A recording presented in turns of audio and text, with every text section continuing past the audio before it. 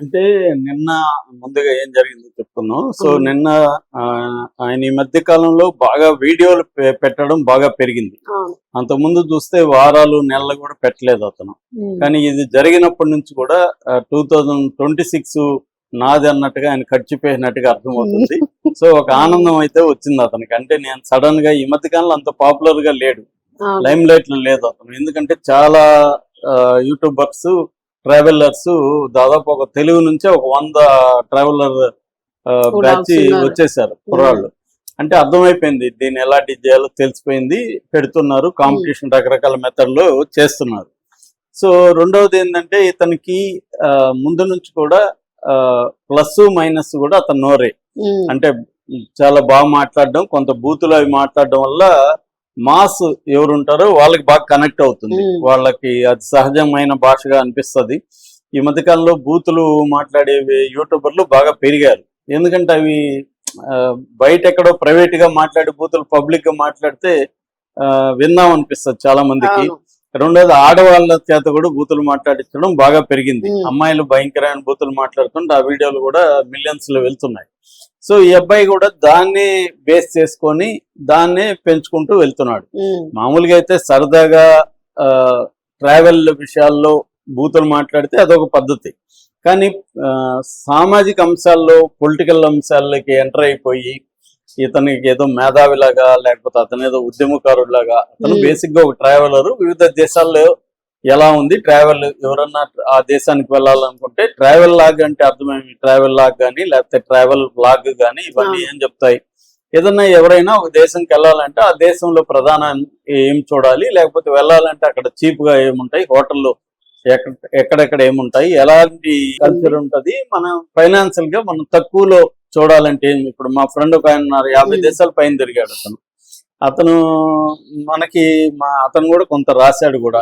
ఇవే రాస్తాడు బేసిక్ గా అక్కడ కల్చరల్ ఏంటి, అక్కడ స్పెసిఫిక్ గా ఆ దేశంలో ఫుడ్ ఎలా ఉంటది, లేకపోతే ఇంకోటి ఎలా ఉంటది, ఇవి చేస్తారు. అట్లాగే వెళ్ళే వాళ్ళకి ఒక గైడెన్స్ ఇస్తారు. మీరు ఫలాని స్టార్ హోటల్ కాకుండా ఇక్కడ హాస్టల్స్ ఉంటాయి, అక్కడికి వెళ్తే మీకు బాగుంటది, లేకపోతే దీన్ని కాంటాక్ట్ చేయండి, ఇలాంటి గైడెన్స్ ఉంటాయి ఎప్పుడైనా.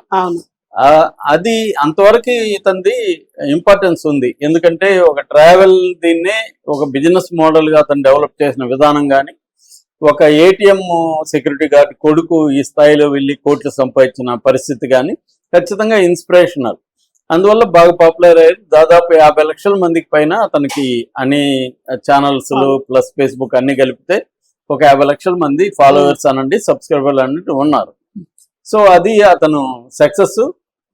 రెండోది, ఎప్పుడైనా యూట్యూబ్ లో డబ్బులు రావాలంటే ప్రధానంగా 2 అంశాలు ఇంపార్టెంట్. ఒకటి వ్యూవర్షిప్, 2 వాచ్ అవర్స్, ఎంతసేపు చూస్తే. ట్రావెల్ వీడియోలో ఒకసారి 20 నిమిషాలు 30 నిమిషాలు ఉండడం వల్ల డబ్బులు ఎక్కువ వస్తాయి. ఎందుకంటే యాడ్స్ ఎక్కువ.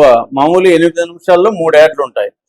8 నిమిషాలు దాటినాక మన యాడ్ నెంబర్ ఆఫ్ యాడ్ని పెంచుకోవచ్చు, ఆ ఆప్షన్ ఇస్తాడు. అందువల్ల యాడ్లు ఎన్ని ఆడియన్స్ చూస్తే అంత డబ్బులు మనకి 55% డబ్బులు మనకి ఇస్తారు, 45% యూట్యూబ్ బోర్డు తీసుకుంటారు. ఇది బేసిక్ గా మోడల్. అందువల్ల అతనికి ఎక్కువ డబ్బులు వచ్చాయి.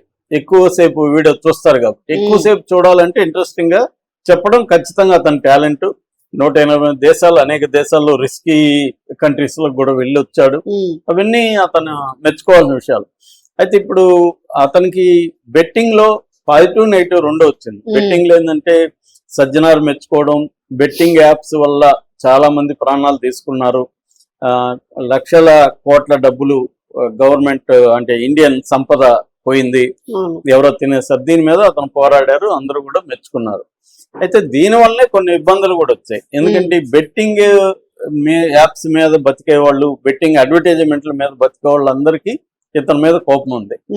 అట్లాగే మెట్రోలో యాడ్ ఇస్తున్నారని మెట్రో మీద అంటే అతనికి ముందు నుంచి కూడా ఎక్కడ జాగ్రత్తగా ఉండాలి, ఎక్కడ నోరు కంట్రోల్ పెట్టుకోవాలి అనేది మిస్ అయింది. అతనికి ఎమోషనల్ ఇంటెలిజెన్స్ బాగా తక్కువ ఉంది. సో దానివల్ల ఏమవుతుందంటే అన్నిటికీ ఒకే పిడిక్కి బెల్ల, అదేదంటారు బియ్యానికి ఒకే మంత్రం అని పాత సామెత ఉంది. అలాగే అన్నిటికీ ఒకే నోరు వేసుకొని పడిపోవడంతో అతనికి ప్రాబ్లమ్స్ బెట్టింగ్ అప్పుడు వచ్చాయి. ఆ తర్వాత ఒక చిన్న అమ్మాయిని తీసుకొని 14 ఏళ్ళు 15 ఏళ్ళ అమ్మాయిని తిరగడంతో దాని మీద కూడా విమర్శలు వచ్చాయి. సో అంటే ఇతను ఏంటంటే నేను లైఫ్ ని ఎంజాయ్ చేస్తున్నానని జనాలకి చెప్పుకోవాలి. తర్వాత దాంట్లో ఒక జ్యూసీ ఐటమ్స్ పెట్టి కొంత రొమాన్స్ అవి పెడితే జనం బాగా చూస్తారని. అంటే ట్రావెల్ లో కూడా ఒట్టిగా నువ్వు లొకేషన్ చూపించి ఇది అంటే ఉండదు. దాంట్లో ఇంప్రూవైజేషన్ క్రియేట్ జనాలకి ఏమేమి ఉన్నాయి కామెంట్లు అవన్నీ చూసుకొని దాన్ని బట్టి ఇంప్రూవైజ్ చేసుకుంటూ వస్తున్నాడు. అది సక్సెస్ లో వచ్చింది. అయితే అది ఒక్కోసారి అతనికి ఇబ్బందికరంగా కూడా మారింది. అంటే ముఖ్యంగా వేరే ట్రావెలర్స్ ని హీనంగా మాట్లాడడం, బండబూతులు మాట్లాడడం, వాళ్ళకి యాంటీగా హేట్ క్యాంపెయిన్ కండక్ట్ చేయడం, ఇది అనవసరమైన పెంట్లోకి ఇతను వచ్చాడు. సో దాంతో గందరగోళమైంది. ఇప్పుడేమైంది, శివాజీ దీంట్లోకి అతనికి సంబంధమే లేదు. అతను ఇండియాలో 3 ఏళ్లుగా లేడు. ఇక్కడ ఏ స్త్రీలు ఏ బట్టలు వేసుకుంటే అతనికి సంబంధమే లేదు.